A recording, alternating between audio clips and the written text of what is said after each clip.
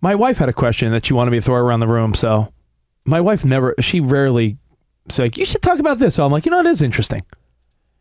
We're watching this show on Netflix. It's a collectible show. Has anyone else watched this? King of Collectibles, The Golden Touch. The guy's name is Golden. That is the, I guess, main guy in the show. It's a reality show where they do pretty much sports memorabilia, but they also do other things. Like the guy found the dude that had one of the original Apple I computers. It's one of 50. Like it's the original Apple computer. Like signed and, you know, noted by Steve Jobs. But this guy was selling sports memorabilia. Like, you know, you go to this guy and you have him sell it. And then what he does is then gets a commission. And this guy makes millions of dollars on the commissions of like, hey, I'm selling a Jackie Robinson game-used bat for $1 million. And so they're memorabilia brokers. Memorabilia brokers. Yeah. And it's really interesting. It's a hustle, man. It's a racket. He has his team, and he tells his team, like, go out there and find me stuff. And the team goes out there, and they're like... They got connections to buyers with a lot of money.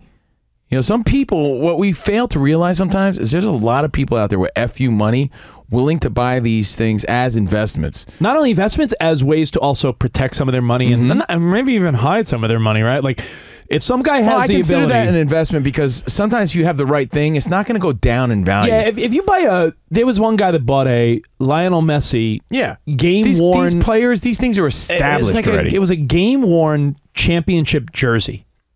Worn and signed by Messi. Went for $400,000. So I guess the mindset is, who would buy that? You know who would buy it? The guy that knows that maybe in 5 to 10 years from now, it's worth $500,000. But it's all about sports memorabilia. There's collectible cards. Like some kid had a Steph Curry. He pulled the Steph Curry, like $200,000 card out of a pack. Dude, not too long ago, my buddy pulled a signed Shohei Ohtani card. Got it graded, sold it for 4 G's. So the whole racket is back, but we're talking about, you know, getting rid of some of these current day stars for those superstar cards that'll never go down in value. You got to get those GOATs. You got to get the memorabilia that's not going to go down. So established memorabilia. The question my wife asked was, she goes, why don't you ask the guys at work if there was one piece of memorabilia, like, it does need to be the greatest one for everyone. Your personal one. If I said, what would it be? She's like, would it be the 86 Mets ball that got by Buckner? Would it be home plate from the old Shea Stadium? Ask Covino. Would it be like a Babe Ruth hat that like... No, it would be Bobby Valentine's fake mustache. That's a good one. When he sat in the dugout. Danny G, would it be like a Kobe jersey on his last game? Would it be would the number one thing for you be like Magic Johnson's like sneaker, his Converse? I think it would be the very last jumpsuit that Al Davis wore. That's a great one. To go put that in a case like you're at Planet Hollywood or something. I mean, there's universal answers, right? But Sarah's then there's specific answers. Like, that was such a cool moment. I'd want that. She said, like, something random. Because I always joke about how if I was a millionaire, billionaire, I would want like one of Abe Lincoln's top hats. I mean, that's probably the most collectible thing you can get in American history. My wife said, well, what would the sports equivalent of that be? It'd be Babe Ruth's hat. And who had that? David Wells tried to wear it in a game once. Do you guys remember that? Apparently, he has an extensive collection of high-end memorabilia. Ramos, what would it be for you? Would it be like maybe like a Magic jersey signed, like maybe like in his first season? Yeah, like maybe his last season. game. Yeah. How about Kirk Gibson's home run ball? Yeah, the ball or the jersey? The Kirk Gibson ball, true. Yeah. Oh yeah. That's in the Hall of Fame, I think, from his dead knee, or no, that would be weird. No, but like something from Kirk Gibson, maybe like Fernando Valenzuela's like first game, like a ball or something. Is there like one that if I told you, you could have it? I mean, there's so many historical, like random ones too. Like, of course, there's big moments and major players. Like, oh, the bloody sock. I'd want the blood. That's a great one. If you're a Red Sox fan, in the Hall of Fame, that'd be cool. That is there. I told my wife, I said, but like George Brett's controversial pine tar bat. If you're if you're a Royals fan, like maybe the value's not that high, but everybody knows the moment in history when he goes storming out of the dugout because he had too much pine tar. Like, that's kind of cool. I like the story behind it more than the actual value of it. I have no idea what that's valued at. But I think if there's a cool story behind it, then that surpasses sometimes the legacy of of a superstar player. Well, if you like memorabilia, I'm not promoting this show. I watch it and I thought guys like you, Covino, would love it. King of Collectibles, the Golden Touch. You know who was on an episode? Ric Flair selling one of his robes.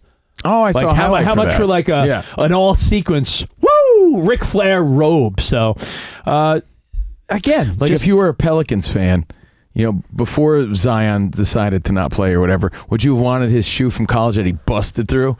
Oh, the Duke shoe with a hole in it? Yeah. That he busted through. That's kind of somebody. I bet you somebody has that though, Danny G. By the way, it's part of a memorable moment. Oh, that was that's gonna live on. I looked up your George Brett reference.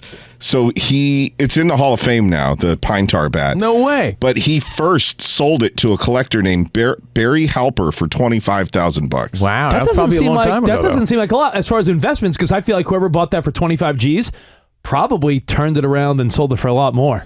Well, it's like Monty, for you're a Clippers fan. What, Clipper Darrell's tidy whities?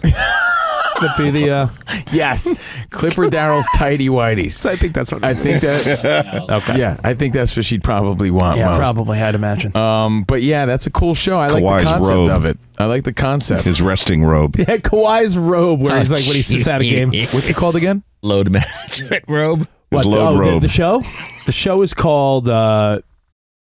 What is it? King of Collectibles. King of Collectibles. So yeah, Kawhi's slippers when he's load managing. Well, no, I mean, honestly, is there something else from a movie? Maybe like I told my wife, I said anything that I would want if I was like a millionaire billionaire are all things that are probably. Yeah, I want Joe Boo from Major League. Like honestly, the dopest items would probably already be in a museum, like Fonzie's jacket or like the ruby slippers from Wizard of Oz. Though, dude. Those are rarities that they're even in the Smithsonian. No, but I'm saying like those Archie Joe Boo is in the museum somewhere. No, but I'm saying like Archie Bunker's, lounge chair. There are those items that are like classic. I'm thinking anything from Major League or any sports movies that we talk about, like Mighty Ducks or.